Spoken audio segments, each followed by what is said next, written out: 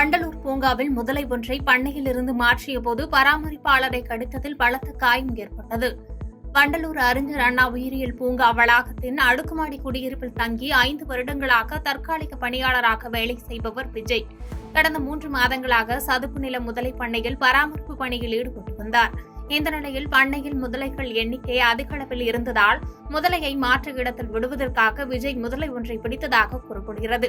இதில் எதிர்பாராத விதமாக விஜயின் காலில் முதலை கடித்ததில் பலத்த காயமடைந்தார். இதனை கண்ட சக ஊழியர்கள் விஜயை மீட்டு அருகிலுள்ள தனியார் மருத்துவமனைக்கு அனுப்பி வைத்தனர். அங்கு அவருக்கு தீவிர சிகிச்சை அளிக்கப்பட்டு வருகிறது. பாதகம் செய்பவரை கண்டால் நாம் பயங்கொள்ளலாகாது பாப்பா.